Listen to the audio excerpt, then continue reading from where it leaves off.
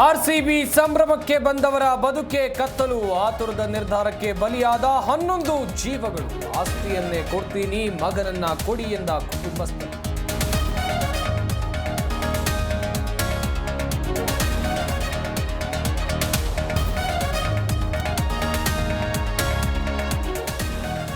ಮಹಾದುರಂತಕ್ಕೆ ಸರ್ಕಾರವೇ ಹೊಣೆ ಎಂದ ಹೈಕೋರ್ಟ್. ಮುಂಜಾಗ್ರತೆ ಇಲ್ಲದೆ ಪ್ರೋಗ್ರಾಂ ಬೇಕಿತ್ತ ಅಂತ ಗರಂ.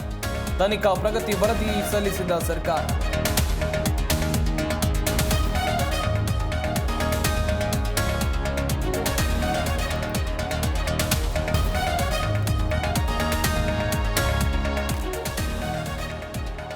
ಕೋರ್ಟ್ ಚಾಟಿ ಬೆನ್ನಲ್ಲೇ ಎಚ್ಚೆತ್ತ ಪೊಲೀಸ್ ಇಲಾಖೆ. ಕಾಲ್ತುಳಿತ ಪ್ರಕರಣದ ಯುಡಿಆರ್ ಬದಲು ಎಫ್ಐಆರ್ ದಾಖಲು.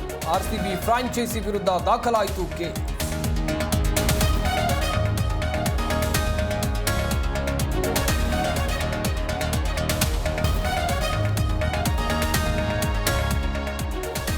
ಹನ್ನೊಂದು ಜನರ ಬಲಿ ಬೆನ್ನಲ್ಲೇ ಸಚಿವ ಸಂಪುಟ ಸಭೆ. ಕಾಲ್ತುಳಿತ ವಿಚಾರಕ್ಕೆ ಗರಂ ಆಗಿರುವ ಸಚಿವರು. ಪೊಲೀಸ್ ಅಧಿಕಾರಿಗಳ ಜೊತೆಯೂ ಸಿಎಂ ಮೇಚೆ.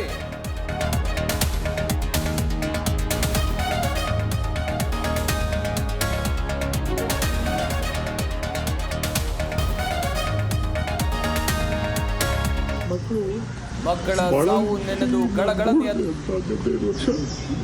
ಮಕ್ಕಳು ಎಲ್ಲ ಈ ರೀತಿ ಆಗಿದ್ದವು.